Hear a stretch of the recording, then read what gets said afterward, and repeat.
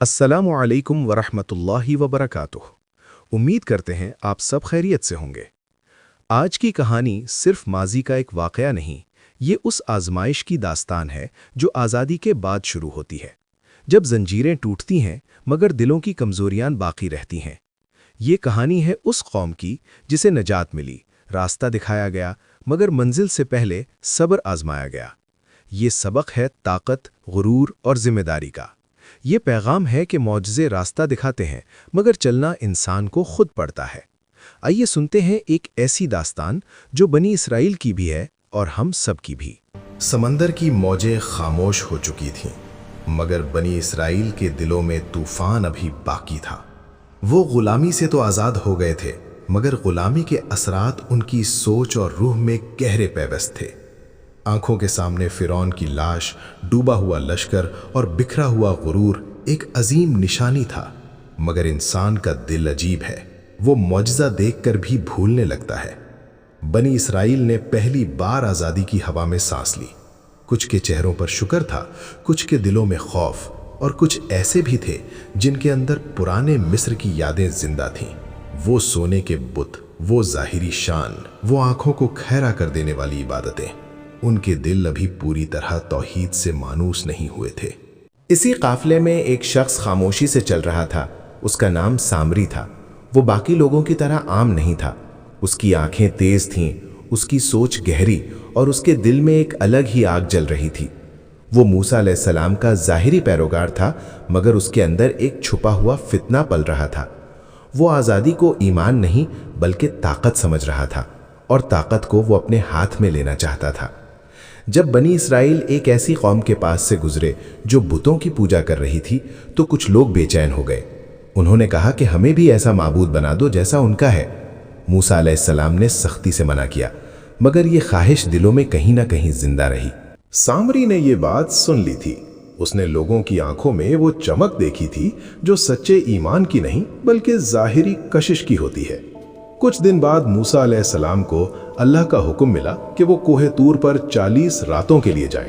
یہ بنی اسرائیل کے لیے ایک آزمائش کا وقت تھا۔ موسیٰ نے جاتے وقت ہارون علیہ السلام کو اپنا نائب مقرر کیا اور سختی سے نصیحت کی کہ قوم کو سیدھے راستے پر رکھیں۔ موسیٰ علیہ السلام تو چلے گئے، مگر قوم کے دل کمزور تھے۔ جیسے جیسے دن گزرتے گئے بے چینی بڑھتی گئی۔ لوگ کہنے لگے، موسیٰ واپس کیوں نہیں آ رہے؟ کہیں وہ ہمیں چھوڑ تو نہیں گئے؟ یہی وہ لمحہ تھا جس کا سامری انتظار کر رہا تھا۔ اس نے لوگوں کی بے چینی کو محسوس کیا، ان کے خوف کو پہچانا، اور اسی خوف کو اپنا ہتھیار بنا لیا۔ سامری نے کہا کہ تمہارے پاس جو سونا ہے وہ سب جمع کرو، وہ زیورات جو تم مصر سے لائے ہو وہ سب۔ لوگوں نے بغیر سوچے سمجھے زیور لا کر دے دیے۔ وہ زیور جو کبھی غلامی کی یاد تھے اب ایک نئے فتنہ کی بنیاد بننے جا رہے تھے۔ سامری نے ان سب کو پگھلایا اور ایک بچڑے کی شکل بنائی، مگر یہ عام بچڑا نہیں تھا۔ اس نے اس میں ایسی چالاکی کی کہ اس میں سے آواز نکلنے لگی۔ جب لوگوں نے اس بچڑے سے آواز سنی تو ان کے دل لرز گئے۔ وہ کہنے لگے، یہی ہمارا معبود ہے، اور موسیٰ بھی اسی کو ڈھونڈنے گئے تھے۔ ہارون نے بہت سمجھایا، روکا، ڈرایا، مگر قوم دو حصوں میں بٹ چکی تھی۔ ایک وہ جو صبر کر رہے تھے، اور دوسرے وہ جو فتنہ کے پیچھے چل پڑے تھے۔ سامری اب صرف ایک شخص نہیں رہا تھا، وہ ایک رہنما بن چکا تھا۔ اس کی باتوں میں جادو تھا، اس کی دلیل میں دھوکہ، اور اس کے انداز میں اعتماد۔ وہ لوگوں کو یہ احساس دلانے لگا کہ نظر آنے والا خدا زیادہ طاقتور ہوتا ہے۔ اس نے ایمان کو آنکھوں کا محتاج بنا دیا، اور یہی سب سے بڑا شرک تھا۔ دوسری طرف کوہ طور پر موسیٰ علیہ السلام کو اللہ نے خبر دی کہ ان کی قوم آزمائش میں پڑ چکی ہے۔ موسیٰ علیہ السلام کے دل میں درد اتر آیا۔ وہ جانتے تھے کہ قوم کمزور ہے، مگر یہ زخم ان کے تصور سے بھی گہرا تھا۔ اللہ نے انہیں بتایا کہ سامری نے گمراہی پھیلائی ہے، اور قوم کا ایک بڑا حصہ اس کے پیچھے چل پڑا ہے۔ جب موسیٰ علیہ السلام واپس لوٹے تو جو منظر انہوں نے دیکھا وہ ان کے دل پر بجلی بن کر گرا۔ وہی قوم جو سمندر کے معجزے کی گواہ تھی، آج ایک بچڑے کے سامنے جھکی ہوئی تھی۔ موسیٰ علیہ السلام کا غصہ صرف جذبات نہیں تھا، وہ توحید کی غیرت تھی۔ انہوں نے تختیاں رکھ دیں اور قوم کو جھنجھوڑ کر رکھ دیا۔ ہارون علیہ السلام نے اپنی صفائی پیش کی کہ انہوں نے پوری کوشش کی مگر قوم قابو میں نہ رہی۔ موسیٰ علیہ السلام کا غصہ اب سامری کی طرف مڑ چکا تھا۔ وہ جاننا چاہتے تھے کہ یہ سب کیسے ہوا اور کس نے اس فتنے کی بنیاد رکھی۔ سامری سامنے آیا مگر اس کے چہرے پر ندامت نہیں تھی۔ اس کی آنکھوں میں ایک عجیب سی خود ساختہ برتری تھی۔ اس نے کہا کہ اس نے وہ دیکھا جو دوسروں نے نہیں دیکھا، اور جو کیا اپنے خیال میں صحیح کیا۔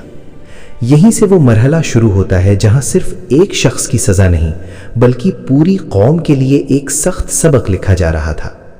موسیٰ علیہ السلام جان چکے تھے کہ یہ فتنہ صرف ایک بچھڑے کا نہیں بلکہ دلوں کے بگاڑ کا ہے، اور اس بگاڑ کا علاج آسان نہیں ہوتا۔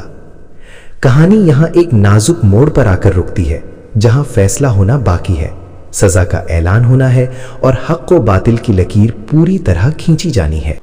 وقت گزرتا گیا اور بنی اسرائیل کا سفر آگے بڑھتا رہا، مگر دلوں کے اندر کا سفر اب بھی ادھورا تھا۔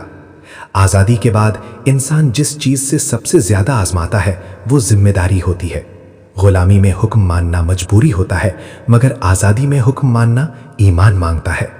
یہی وہ مقام تھا جہاں اکثر قدم لڑکھڑاتے ہیں۔ موسیٰ نے قوم کو بار بار یاد دلایا کہ تمہیں جس زمین کی طرف لے جایا جا رہا ہے وہ صرف رہنے کی جگہ نہیں بلکہ ایک امانت ہے۔ وہاں بسنے کے لیے دلوں کا پاک ہونا ضروری ہے۔ مگر قوم کے کئی افراد زمین کے خوف سے زیادہ دشمن کے خوف میں مبتلا تھے۔ انہوں نے وہاں بسنے والی طاقتور قوموں کے قصے سنے تھے، ان کے مضبوط قلعے دیکھے تھے، اور اب ان کا اعتماد کمزور پڑنے لگا تھا۔ جب انہیں حکم دیا گیا کہ آگے بڑھو، اس زمین میں داخل ہو جاؤ، تو جواب میں ہچکچاہٹ سامنے آئی۔ کچھ نے صاف الفاظ میں کہہ دیا کہ ہم وہاں نہیں جا سکتے، وہاں تو بہت طاقتور لوگ ہیں۔ کسی نے کہا کہ آپ اور آپ کا رب جائیں اور لڑیں، ہم یہیں بیٹھے رہیں گے۔ یہ الفاظ زبان سے نکلے مگر ان کے اثرات دلوں پر بہت گہرے تھے۔ یہ وہ لمحہ تھا جب موسیٰ علیہ السلام کے دل کو سب سے زیادہ صدمہ پہنچا۔ انہوں نے اتنے سالوں میں صبر کیا تھا، آزمائشیں برداشت کی تھیں، فرعون کا مقابلہ کیا تھا، سمندر کو پھٹتے دیکھا تھا، مگر اپنی ہی قوم کے منہ سے ایسے الفاظ سننا سب سے زیادہ تکلیف دہ تھا۔ یہ نافرمانی صرف حکم کی نہیں تھی، یہ اعتماد کی بھی نافرمانی تھی۔ نتیجہ فوراً سامنے آیا۔ اس قوم پر وہ زمین حرام کر دی گئی۔ انہیں حکم ملا کہ اب وہ ایک عرصے تک اسی صحرا میں بھٹکتے رہیں گے۔ یہ سزا تلوار یا عذاب کی شکل میں نہیں تھی بلکہ وقت کی شکل میں تھی، وہی وقت جو انسان کو سوچنے پر مجبور کرتا ہے یا توڑ دیتا ہے۔ صحرا میں سال گزرتے گئے، ایک نسل رفتہ رفتہ ختم ہونے لگی اور ایک نئی نسل پروان چڑھنے لگی۔ وہ نسل جس نے فرعون کو نہیں دیکھا تھا، جس نے غلامی کا کوڑا نہیں کھایا تھا، مگر موسیٰ کی رہنمائی میں پل رہی تھی۔ ان کے دلوں میں خوف کم اور سوال زیادہ تھے، اور یہی سوال انہیں سمجھنے کی طرف لے جا رہے تھے۔ موسیٰ علیہ السلام اب عمر کے اس حصے میں داخل ہو چکے تھے جہاں جسم تھک جاتا ہے مگر ذمہ داری ختم نہیں ہوتی۔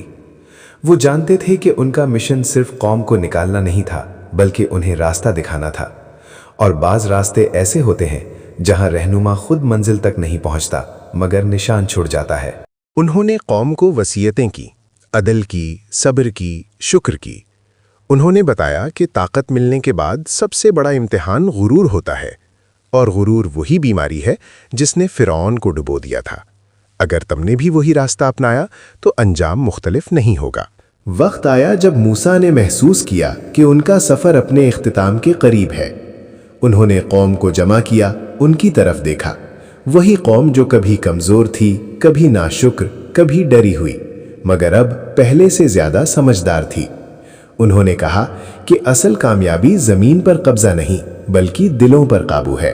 ان کے بعد قیادت آگے بڑھی، اور وہ نسل جسے صحرا نے صبر سکھایا تھا اب آگے بڑھنے کے لیے تیار تھی۔ موسیٰ علیہ السلام دنیا سے رخصت ہو گئے مگر ان کی جد و جہد ختم نہیں ہوئی، ان کا پیغام زندہ رہا، ان کا راستہ باقی رہا۔ یہ کہانی صرف بنی اسرائیل کی نہیں تھی، یہ ہر اس قوم کی کہانی تھی جو ظلم سے نکلتی ہے مگر خود کو سنبھال نہیں پاتی۔ یہ ہر اس انسان کی کہانی تھی جو آزمائش کے وقت ایمان دکھاتا ہے مگر آسانی میں بھول جاتا ہے۔ فرعون ڈوب گیا مگر فرعونیت ہر دور میں زندہ رہتی ہے۔ موسیٰ علیہ السلام چلے گئے مگر موسیٰ کا راستہ ہر دور میں موجود رہتا ہے۔ فیصلہ ہمیشہ انسان کے ہاتھ میں ہوتا ہے کہ وہ کس راستے کو چنتا ہے۔ طاقت عارضی ہے، حق مستقل ہے، اور جو حق کے ساتھ کھڑا ہو وقت گزرنے کے بعد بھی زندہ رہتا ہے۔